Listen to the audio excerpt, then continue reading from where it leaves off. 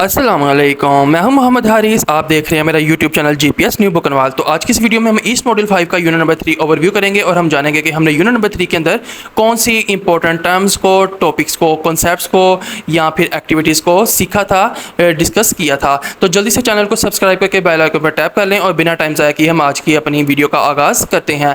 Module 5 की बात की जाए तो इसके अंदर टोटल 6 यूनिट्स हैं। 1 और 2 नंबर जो यूनिट्स हैं उनका मैंने ओवरव्यू अपने चैनल पर अपलोड कर दिया है, आप उनको जाकर लाजमी चेकआउट करें। यूनिट नंबर 3 की बात करें तो इसका टाइटल है teachers will think about revision, यानी कि मॉड्यूल 5 के यूनिट नंबर 3 का टाइटल है हमारे पास अफेक्टिव रिवीजन के बारे में। और अगर हम फोकस एरियाज की बात करें तो ये हमारे पास 4 हैं। सबसे पहले है what to revise, how to structure a course towards recycling of content, how to revise, how to prepare learners for test और एग्जाम्स। तो ये हमारे पास फोकस एरियाज हैं जिनको हम डिटेल से आगे जाकर डिस्कस करेंगे, इलेबोरेट करेंगे। यूनिट नंबर 3 को जब हम मुकम्मल कर लेंगे तो ये हमारे पास 4 इसके आउटकम्स हैं जिनको हम ओवरकम करने के, मतलब कि उसको सीखने के काबिल हो जाएंगे। सबसे पहले हमारे पास select what content to revise, हमें क्या चीज़ रिवाइज करनी है। Structure and English course towards recycling of content, जब हम किसी कंटेंट को रिसाइकल करना है तो उसका स्ट्रक्चर बनाना हम सीख जाएंगे।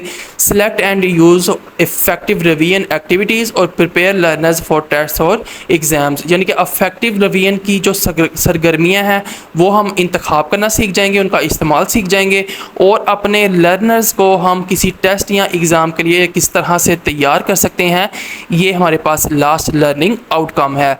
तो अब हम अपनी जो भी एक्टिविटी होगी, PDF file, terms, topics, titles या कॉन्सेप्ट जिनको हमने अपने यूनिट नंबर 3 के अंदर देखा था उनको डिस्कस करते हैं, उनको समझने की कोशिश करेंगे।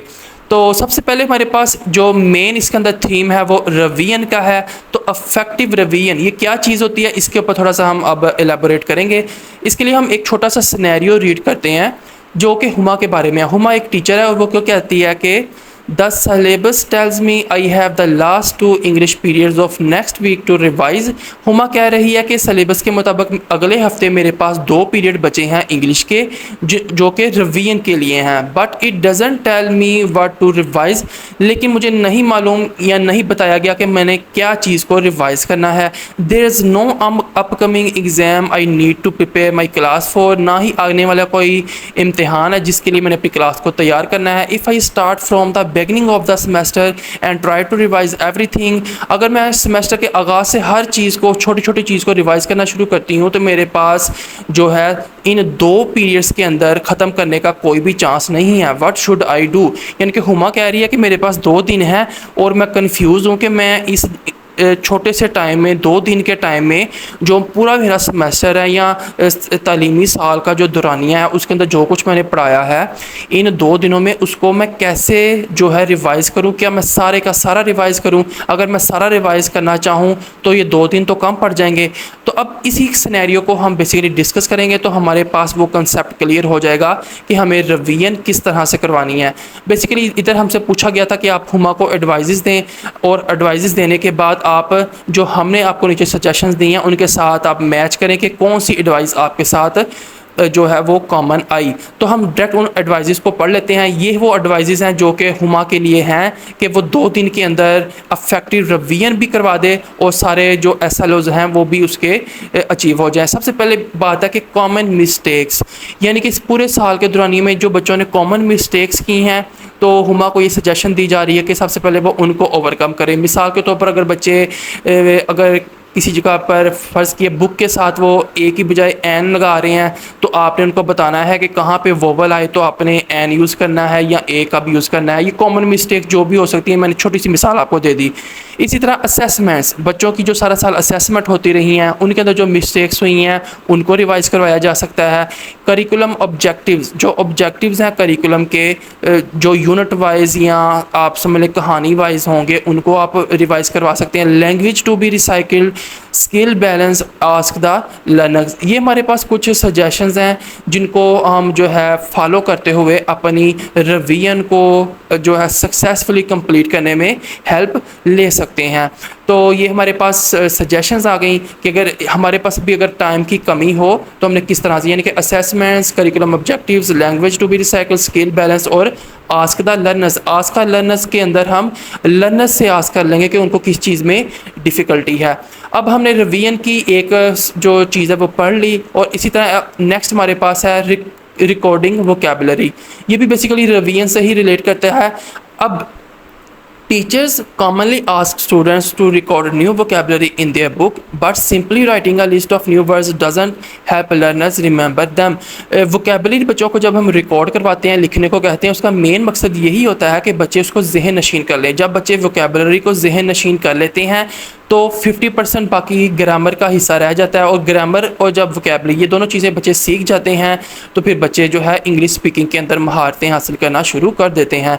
तो इधर हमारे पास ये इशू आता है कि अगर हम सिंपल बच्चों को वोकैबुलरी कह दें कि वो लिख लें या बोर्ड से देख कर रीड कर लें, तो ये उनके लिए थोड़ा मुश्किल हो सकता है उसको लंबे अरसे तक याद रखना। अब हम थोड़े से जो तरीके हैं, कुछ टिप्स हैं, उनको देखते हैं कि हम किस तरह से बच्चों को वोकैबुलरी को नोट डाउन करने के लिए, रिकॉर्ड करने के लिए कह सकते हैं। अभी हमारे पास एक एथलीट जो कि खिलाड़ी होता है, ये हमारे पास एक सिनेरियो गिवन है। एडजेक्टिव उसका एथलेटिक है, एक्टिविटी की बात करें तो एथलेटिक्स, अगर खिलाड़ी की या लोगों की बात करें तो एथलीट, और अगर एडवर्ब की बात करें तो एथलेटिकली। अब इसके अंदर record the new vocabulary with its word family. अगर आपने कोई लेसन पढ़ाया है उसके अंदर जो एक ही फैमिली के लफ्ज़ हैं उनको आप एक साइड पर लिख दें, तो इस तरह से वो वर्ड याद, सारे के सारे वो वर्ड्स याद करने में आसानी होगी। आगे अब आपने देखा कि स्पोर्टी, अनफिट, फिट और लेज़ी, अगर हम ऑपोजिट और जो सेम इस तरह से उनका कॉम्बिनेशन बनाएं तो ये भी हमारे पास एक सिनेरियो के हम वोकैबुलरी को याद कर सकते हैं। अब टाल, फाट, athletic, well built, skin, skinny, अब देखें इन सब अल्फाज का मानी जो है ना एक ही बनता है कि मजबूत, लंबा, ठीक है, और स्लिम, स्किनी, स्टोकी, यानी कि जो भी एक खिलाड़ी के अंदर खसूसियात होती हैं इस लिस्ट के अंदर हर लफ्ज़ के अंदर वो खसूसियात आ रही हैं।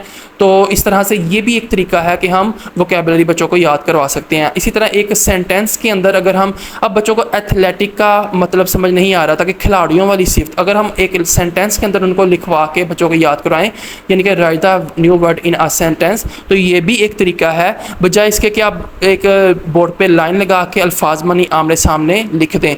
तो क्वेश्चन नंबर 5 है हमारे पास, theatre, teeth, athletic, thin, thanks, bath, throw, बाथरो।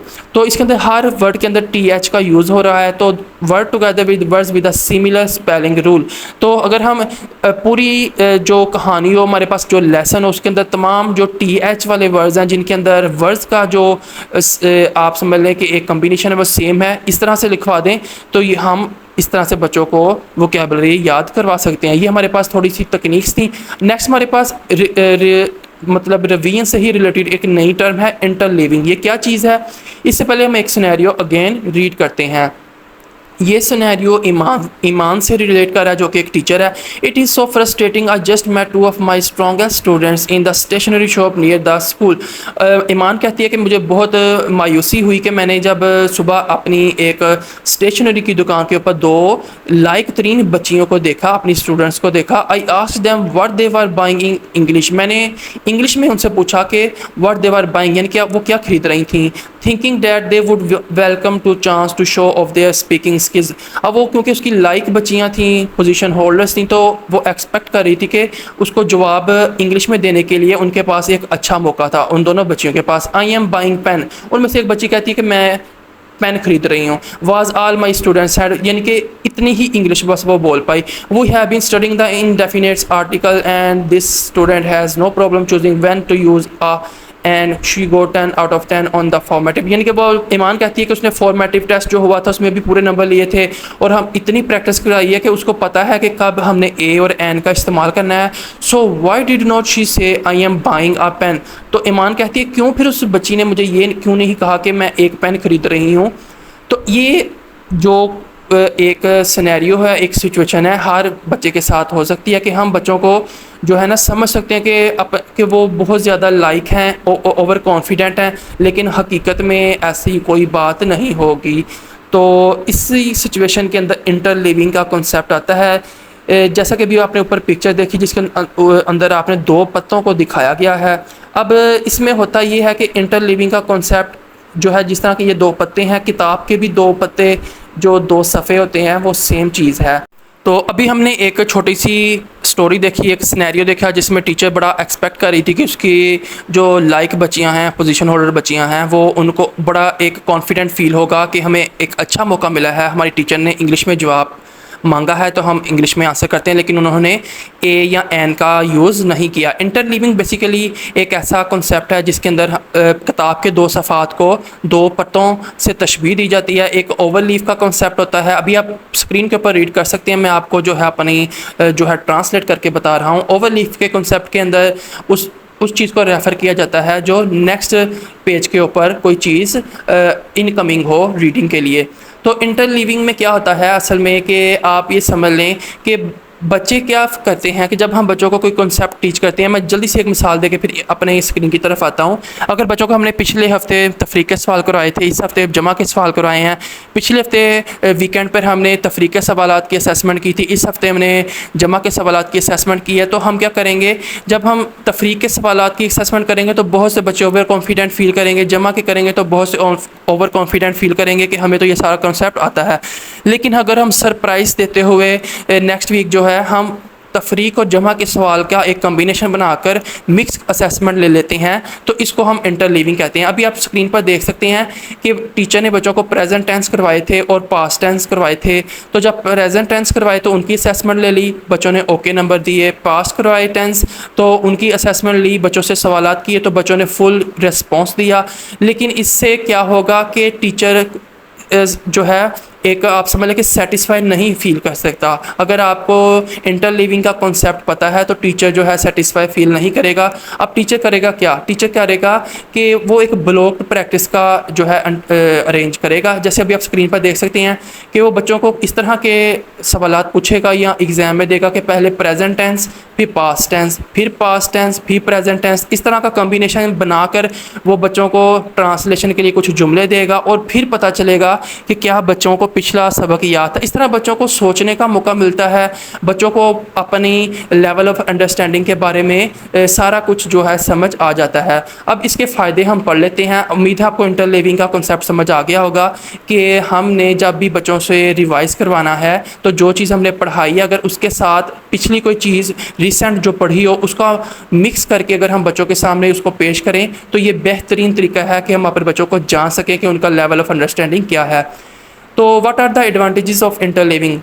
This moves away from a situation where learners are doing tasks automatically. यानी कि जमा के सवाल थे तो बच्चों ने ऑटोमेटिकली हर सवाल को जमा कर लिया, relying again and again on one strategy to one where they have to think and use their problem solving skills. तो because the learners have to think harder, they retain what they learn better. तो interleaving के अंदर क्या होता है, जब हम mix concept कर देते हैं तो बच्चों को थोड़ी देर के लिए ब्रेक लगाना पड़ती है और अपने पुराने कॉन्सेप्ट्स को रिकॉल करना पड़ता है। It also means that learners don't become overconfident in their English just from their proficiency of completing straightforward grammar or vocabulary exercises.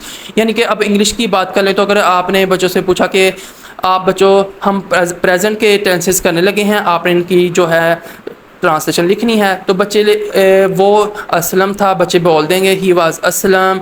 वो बाग था, ही वाज वहाँ एक बाग था, देर वाज अ गार्डन। लेकिन जब बात आएगी प्रेजेंट की कि वो असलम है तो फिर बच्चे कंफ्यूज हो जाएंगे, बच्चों को अपने पुराने कंसेप्ट को रिकॉल करना पड़ेगा।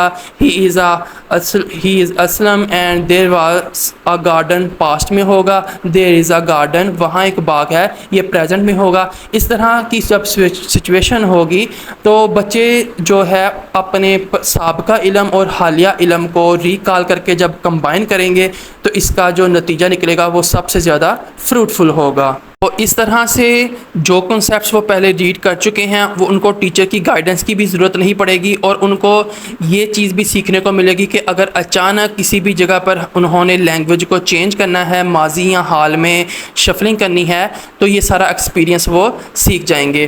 तो इंटरलीविंग का एक तरह से हमने जो कंसेप्ट था वो सीखा, यानी कि बच्चे जो हैं हर एक हाजिर दिमागी से काम लेते हुए अपने आप को इस काबिल कर लेते हैं कि जब भी कोई सिचुएशन चेंज हो वो उसी चेंज को जल्दी से पिकअप करके तो उसको इम्प्लीमेंट करते हुए अपना आउटपुट देते हैं। तो इंटरलीविंग के ये एडवांटेजेस थे। इंटरलीविंग भी एक रिवीजन की ही किस्म थी। तो इस रिवीजन के अंदर हम रवायती तरीका नहीं इस्तेमाल करते कि जो पिछले 3 दिनों में पढ़ा था वही 3 दिनों का काम बच्चों से पूछ लिया, तो बच्चे डेफिनेटली उसको बता देंगे सही तौर पर। इस तरह से क्या होगा, टीचर भी एक मुगालते में रहेगा, बच्चे भी एक आपसे मिलेंगे मुगालते में रहेंगे। लेकिन हफ़्ता 10 दिन गुजरने के बाद वो चीज़ जब भूल जाती है तो इस तरह से वो बच्चों का भी नुकसान है और टीचर भी गलत एक्सपेक्टेशन कंसीडर कर लेता है। जैसे वो ईमान ने कंसीडर किया कि ये बच्चियाँ तो मुझे बता देंगी कि उन्होंने एक पेन ख़रीदा है, लेकिन बच्चियाँ ए और एन का कॉन्सेप्ट भूल चुकी थी। तो ये हमारे पास एक छोटा सा एक टॉपिक था। नेक्स्ट हमारे पास अगेन रिवीजन से रिलेटेड एक टॉपिक है स्पेस्ड प्रैक्टिस। तो अगर हमने, क्योंकि ये प्रैक्टिस, दोहराई, रिकॉल, ये सारी चीज़ें रिवीजन से ही रिलेट करती हैं, तो स्पेस प्रैक्टिस की ज़रूरत का पेश आती है।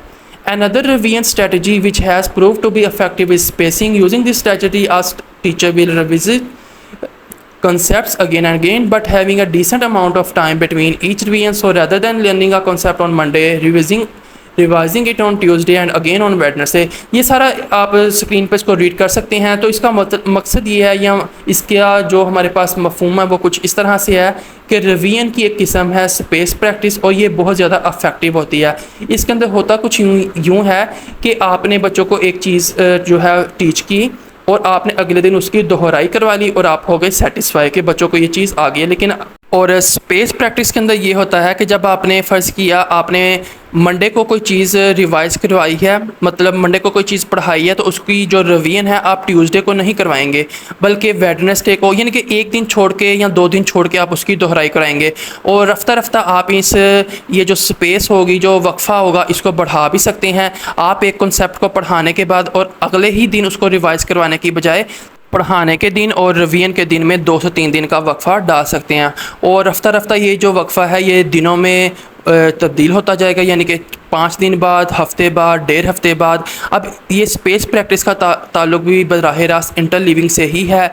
इंटरलीविंग के अंदर हम जो कॉन्सेप्ट्स हैं उनको शफ़ल करते हुए बच्चों के सामने पेश करते हैं असेसमेंट के वक्त। और स्पेस प्रैक्टिस के अंदर क्या हम करते हैं कि जब हमने किसी कॉन्सेप्ट की रिवीजन करवानी होती है, बजाय इसके कि हम अगले दिन उसको रिवीजन कराएं, क्योंकि 1 दिन बाद या 2 दिन बाद वो कॉन्सेप्ट बच्चों के माइंड में आलमोस्ट जो है वो क्लियर होता है, ताज़ा ही होता है, बच्चे उसको भूले नहीं होते। लेकिन अगर उसी कॉन्सेप्ट को अगर हम हफ्ते बाद, 3 दिन बाद अकॉर्डिंग टू सिचुएशन रिवाइज़ करवाते हैं तो बच्चे उस चीज़ को 50% 40% भूल चुके होते हैं, लेकिन कॉल करवाने पे बच्चे उसको दोबारा से याद कर लेते हैं। इस तरह हम ये सीखते हैं कि when the brain works harder it remembers better. जब माइंड जो है इसको थोड़ा सा हम अपनी मुश्किल में डालेंगे या इसको थोड़ी सी स्ट्रगल पोजीशन में लाएंगे तो जो चीज़ वो सीखेगा वो पायदार होगी, फिर वो लंबे अरसे तक याद रहेगी। तो रिवीजन की ही ये 2 स्ट्रेटजीज़ थी। एक हमने इंटरलिविंग सीखा जिसके अंदर कॉन्सेप्ट्स को हम शफ़ल करके बच्चों के सामने पेश करते हैं, यानी कि जो नया कॉन्सेप्ट था उसके साथ किसी पुराने कॉन्सेप्ट्स को जोड़ करके बच्चों की असेसमेंट करते हैं। और स्पेस प्रैक्टिस के अंदर हम क्या करते हैं कि जब हमने बच्चों को कोई लेसन टीच किया तो वेरी नेक्स्ट डे या 2 दिन बाद हम उसकी रिवीजन नहीं करवाते, बल्कि हम 3 या 4 दिन बाद इंतज़ार करते हैं, बच्चों से कमेंट्स लेते हैं और फिर अकॉर्डिंग टू सिचुएशन हम उसको रिवाइज़ करवाते हैं। और रफ्ता रफ्ता ये जो दौरानिया है ये हफ़्ते बाद, 2 हफ्ते बाद, 1.5 हफ्ते बाद बढ़ता जाता है। इस तरह टाइमली जब हम चीज़ों को थोड़ा लॉन्ग टर्म के ऊपर रिवाइज़ करवाते हैं तो बच्चे उसको फिर लॉन्ग टर्म तक याद रखते हैं। स्पेस प्रैक्टिस के बाद हमारे पास नेक्स्ट जो कॉन्सेप्ट है जो हमारे पास इस यूनिट नंबर 3 में था, प्रिपेयरिंग और लर्नर्स फॉर टेस्ट और एग्ज़ाम, यानी कि अपने लर्नर्स को हमने टेस्ट या एग्ज़ाम्स के लिए किस तरह से तैयार करना है। एग्ज़ाम्स में not always be a good test of how well learners are doing in English. तो जो एग्ज़ाम्स होते हैं वो हमेशा से एक अच्छा टेस्ट नहीं होते कि हम अपने बच्चों को जब एग्ज़ाम्स दें और वो उनके अंदर अच्छे ग्रेड लें तो हम सेटिस्फाई हो जाएं कि इट मीन्स के बच्चों ने हमारे तमाम जो ऑब्जेक्टिव्स थे उनको अचीव कर लिया है। Sometimes learners take them too seriously and they become a source of stress.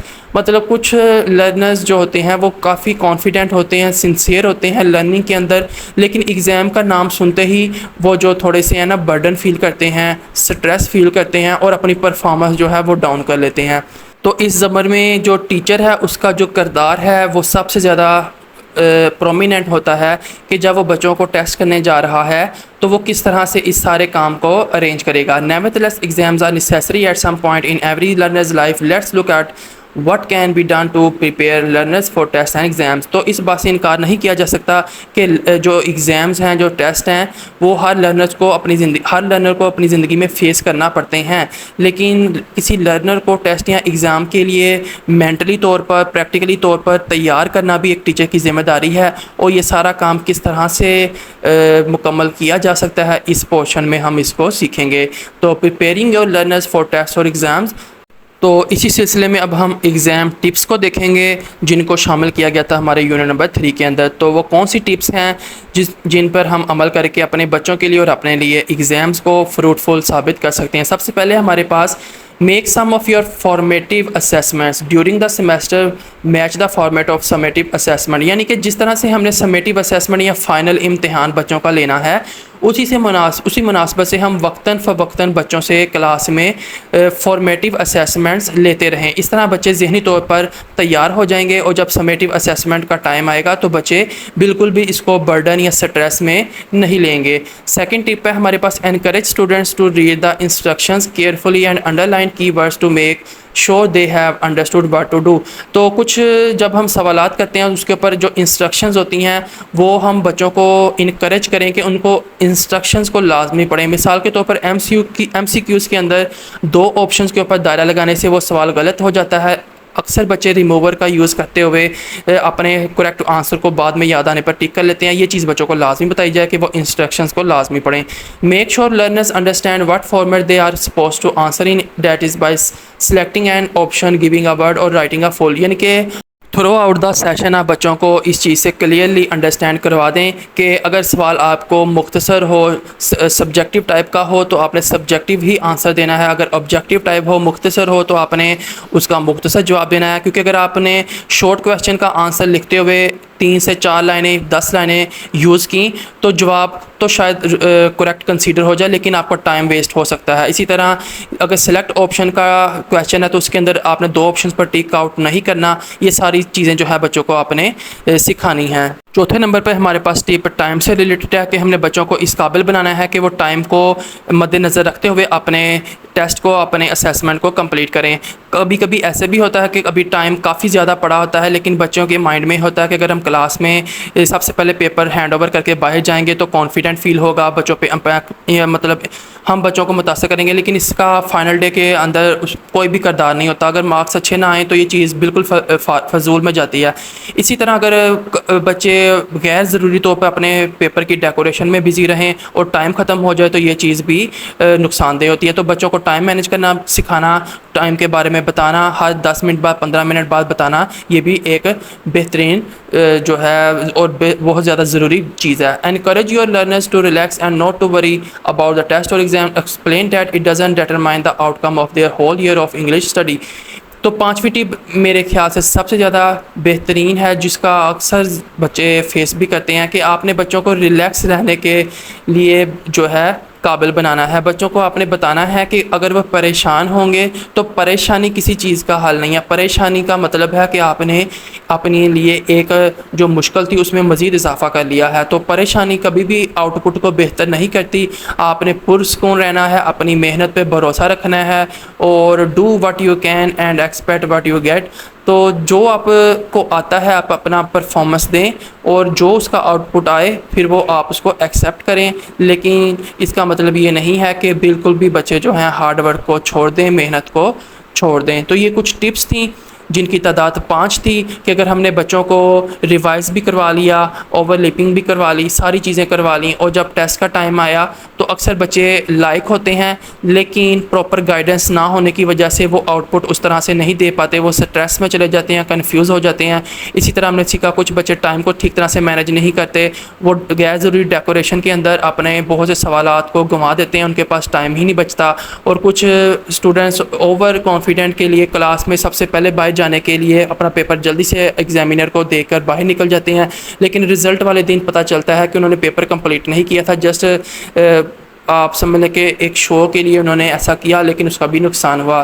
फिर हमने बच्चों को टाइम की मनसूबाबंदी के बाद रिलैक्स का बताया कि बच्चे जो हैं वो मेंटली अगर ईजी फील करेंगे, रिलैक्स फील करेंगे तो वो पेपर को बेहतर तरीके से कर सकते हैं। तो इन टिप्स के बाद लास्ट में हम यूनिट नंबर 3 की समरी को देख लेते हैं। तो हमने क्या इसमें सीखा, thought about how to select what content to revise, हमने क्या चीज़ रिवाइज करनी है ये हमने सीखा। Considered how learners can record vocabulary for better learning, ये हमने सीखा कि बच्चे वोकेबलरी को बेटर लर्निंग के लिए किस तरह से रिकॉर्ड कर सकते हैं। अगर उनके स्पेलिंग सेम है उसकी अलग से फैमिली बनाई जा सकती है, अगर रूट सेम है उसकी अलग से, अगर उनका मीनिंग सेम है उसकी अलग से फैमिली बनाई जा सकती है, ये हमने आज में सीखा।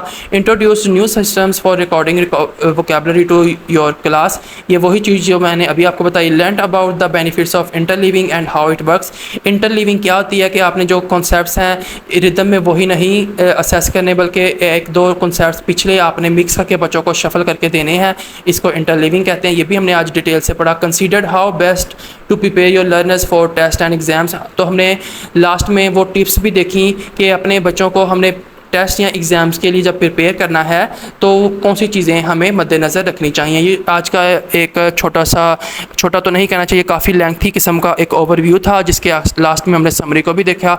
तो वीडियो आपको पसंद आई हो तो चैनल को सब्सक्राइब करके बेल आइकन पर टैप कर दें। मैं फिर वही कहूँगा कि मैं इससे भी मज़ीद बेहतर आपके लिए ओवरव्यू पेश कर सकता हूँ, काफ़ी लेंथी हो जाता है लेकिन वीडियो पे चूँकि रिस्पांस उस तरह से नहीं आ रहा तो लेकिन फिर भी मैं कोशिश करता हूँ ज़्यादा से ज़्यादा और मेन टॉपिक्स को आपके सामने खोल कर पेश कर सकूँ। तो वीडियो आपको पसंद आई हो तो चैनल को सब्सक्राइब करके बेल आइकन पर टैप कर दें। मिलेंगे अगली किसी वीडियो में। मैं हूँ मोहम्मद हारिस, अल्लाह हाफिज़।